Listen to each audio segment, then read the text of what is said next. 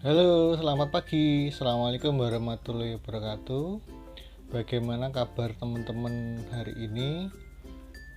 Tentunya yang berpuasa tetap semangat berpuasa ya. Oke, untuk pertemuan pada kali ini saya melanjutkan pada video yang pertama, kedua, yaitu yang video pertama kemarin tentang coding data numerik ya. Terus yang video pembelajaran yang kedua tentang coding penelitian untuk data kategori. Terus pada video kali ini kita akan membahas untuk uji korelasi bivariat ya. Pada pertemuan kali ini uji yang nanti saya sampaikan yaitu dengan uji person product moment dan ring Spearman ya. Oke, untuk menyingkat waktu kita langsung masuk untuk slide yang pertama. Jadi yang dimaksud uji korelasi itu apa? Kita harus paham dulu yang dimaksud dengan uji korelasi tersebut. Jadi dalam ilmu statistik ya, uji korelasi di sini merupakan salah satu teknik analisis data ya, yang digunakan untuk mencari hubungan dua variabel yang bersifat kuantitatif. Dua variabel tersebut maksudnya apa? Yaitu untuk mencari hubungan dan kekuatan pengaruhnya melalui variabel yang dibandingkan, yaitu antara variabel bebas dan variabel terikat. Untuk uji korelasi di sini ada tiga hal yang perlu kita pahami ya di dalam melaksanakan uji korelasi. Yang pertama, kita melihat yang kita kenal dengan signifikasi hubungan atau istilahnya kita kenal dengan p-value ya. Itu istilahnya p-value itu adalah signifikasi hubungan atau probability value ya. Menurut Dahlan untuk signifikasi hubungan dibagi menjadi dua, yaitu signifikan dan tidak signifikan. Untuk korelasi yang signifikan, apabila p value ini lebih kecil sama dengan 0,05, jadi hubungan antara variabel bebas dan terikat dinyatakan signifikan. Dan apabila nanti saat p-value ditemukan lebih dari 0,05, maka hubungan antara variabel bebas dan terikat tersebut dinyatakan tidak signifikan. Jadi ini ya menurut Dahlan 2014. Selain itu, untuk melihat arah korelasi, selain melihat signifikasi hubungan, kita juga harus memperhatikan arah korelasi ya. Maksudnya apa? Jadi nanti di dalam uji korelasi nanti kita kenal tadi yang pertama p-value, terus yang kedua kita kenal dengan namanya R ya. R di sini nanti bisa kita lihat arah korelasi dan kekuatan korelasi. Yang perlu kita perhatikan ya itu arah korelasi. Arah korelasi di sini ada positif dan negatif. Jadi nilai R nanti itu hasilnya bisa kita lihat di dalam tabel statistik atau dalam uji Spearman person tadi ya. Nanti bisa didapatkan hasil yang positif dan negatif. Kalau positif artinya apa? Jadi nanti hubungannya searah. Jadi bisa kita ambil kesimpulan bahwa semakin besar dari nilai variabel bebas X tadi ya, maka semakin besar pula variabel terikatnya atau variabel yang lain, atau kita biasa sebut variabel Y ya. Terus kalau ditemukan negatif, apa interpretasinya? Berarti berlawanan arah ya.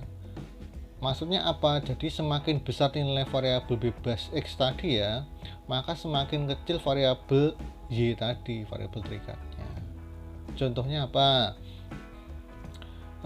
Contohnya hubungan antara kebisingan dan stres kerja. Kalau R-nya positif, contohnya R-nya 0,5 ya, 0,5 berarti positif ya. Berarti semakin besar intensitas kebisingan, maka semakin besar nilai stres kerja ya.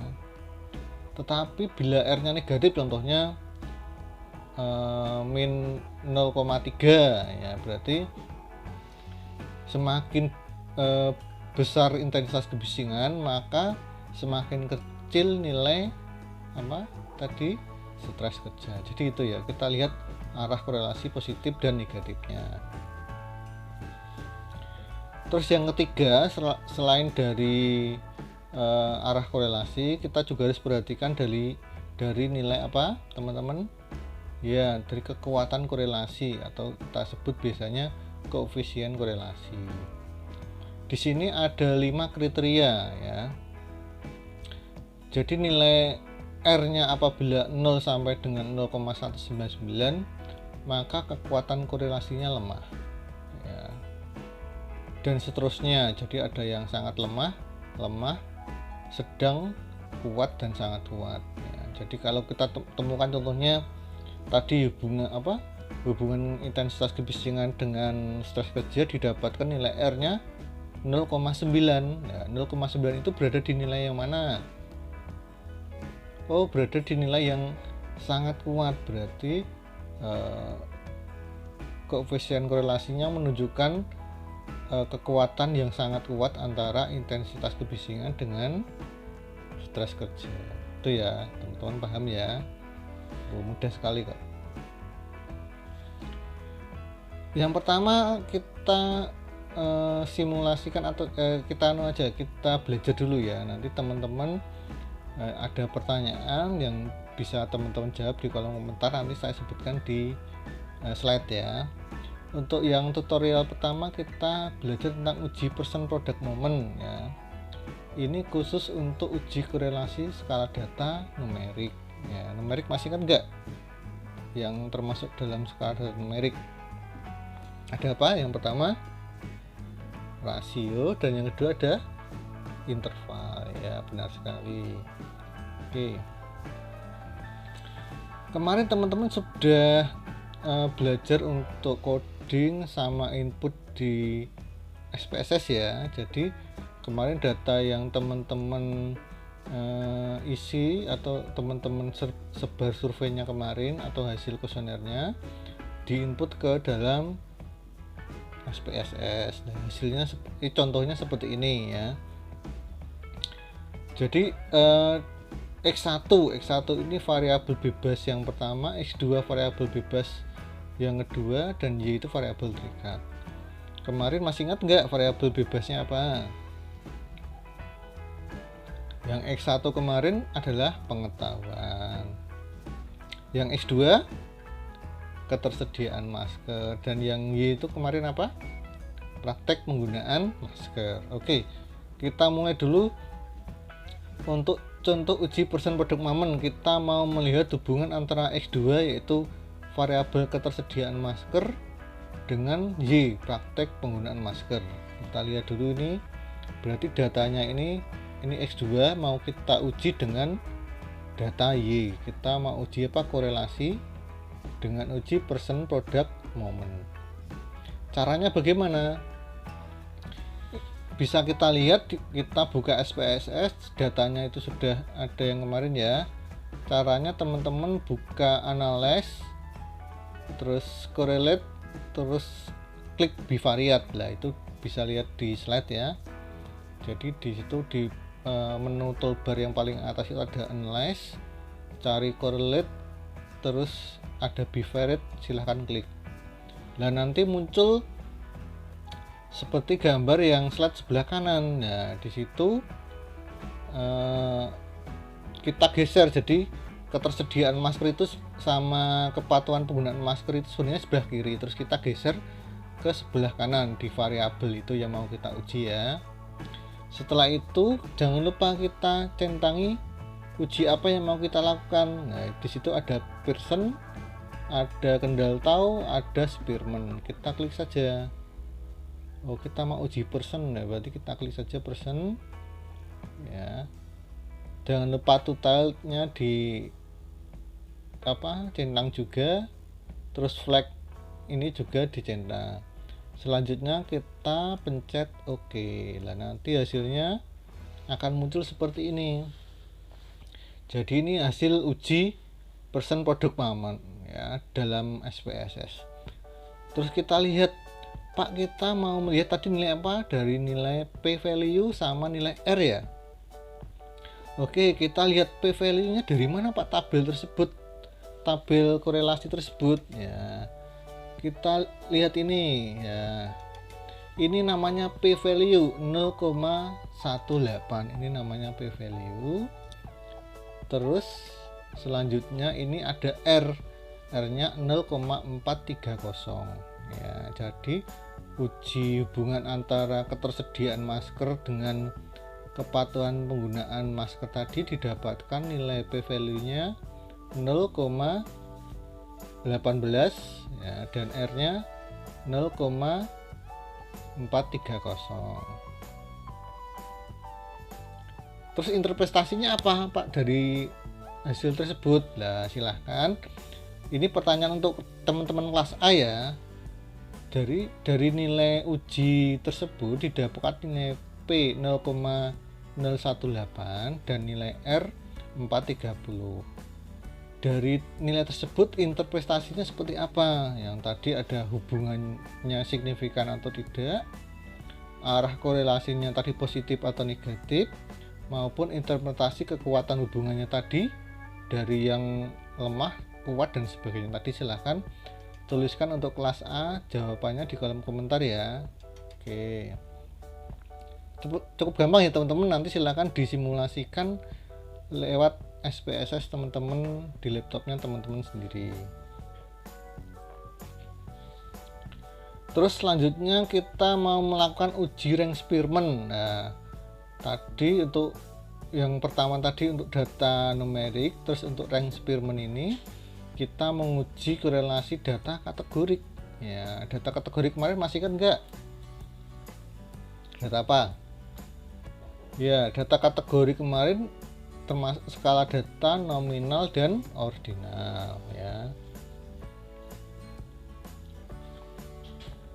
Nah, kemarin teman-teman juga sudah lihat di video pembelajaran yang kedua tentang coding dari variabel bebas X1 X2 dan variabel terikat Y ya. Kita contohnya ini kita mau menguji X1 yaitu korelasi antara tingkat pengetahuan dengan Y ya. Y itu apa kemarin? Kepatek penggunaan masker. Jadi kita mau menguji X1 ini dengan Y dengan uji rank Spearman untuk data kategori. Caranya seperti apa? Ini mirip seperti tadi ya teman-teman. Klik di dalam SPSS, klik analyze, terus pilih optionnya yang correlate dan klik yang bivariate ya. Nanti di dalam tabelnya akan didapatkan hasil seperti ini. Jadi untuk kepengetahuan dan kepatuhan penggunaan masker kita geser ke kanan ya, kita geser ke kanan. Jadi variabel yang kita mau uji kita geser ke kanan ya. Terus ini kita ujinya pakai apa? Oh, pakai Spearman, berarti kita centang yang Spearman. Terus jangan lupa yang untuk tutel dan flagnya ini kita centang juga, baru kita tekan oke ya. Nah, ini hasil ujinya rank Spearman-nya didapatkan nilai P, dilihat dari mana ya. Ini mirip kayak tadi ya, P nya ini ya, P nya 0,004 dan R nya nah, R nya ini 0,511 ya. Dari nilai tersebut P dan nilai R tersebut interpretasinya seperti apa? Nah, ini pertanyaan untuk kelas B ya. Untuk kelas B silahkan jawab pertanyaan ini. Apakah arti dari P value 0,04 dan nilai R 0,511? Silahkan tuliskan jawaban teman-teman di kolom komentar ya.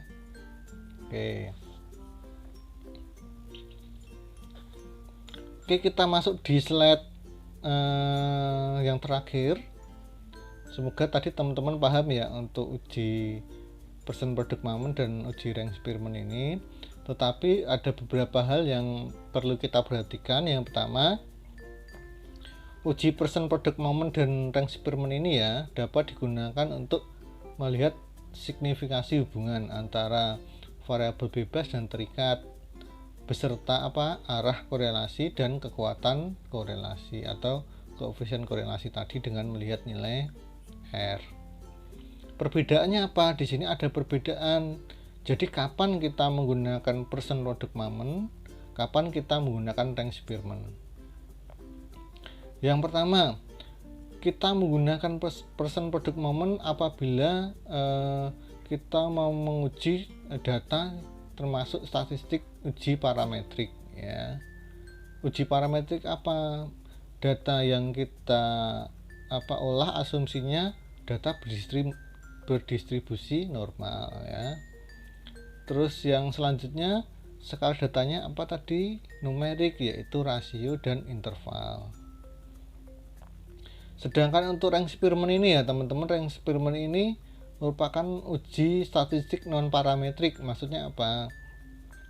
Jadi di dalam menguji data ini kita wajib menguji data dengan skala nominal atau ordinal.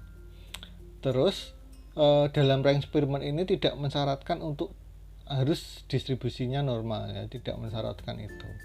Jadi ini ya. Jadi kapan kita menggunakan percent product moment maupun rank Spearman ini berdasarkan uji statistik yang akan kita lakukan dan data yang kita peroleh ya teman itu. Oke, mungkin itu saja materi dari saya. Jangan lupa ya teman-teman, habis ini teman-teman menyelesaikan tugasnya yang kemarin, yaitu coding data, terus memasukkan ke dalam SPSS dan melakukan uji bivariat ya. Ada nanti kelompok ganjil pakai uji apa, kelompok genap pakai uji apa. Silahkan teman-teman boleh lihat di spada.uns.ac.id untuk lebih detailnya. Oke teman-teman, mungkin itu saja materi dari saya. Kurang lebihnya saya mohon maaf apabila ada kekurangan. Selamat pagi. Assalamualaikum warahmatullahi wabarakatuh.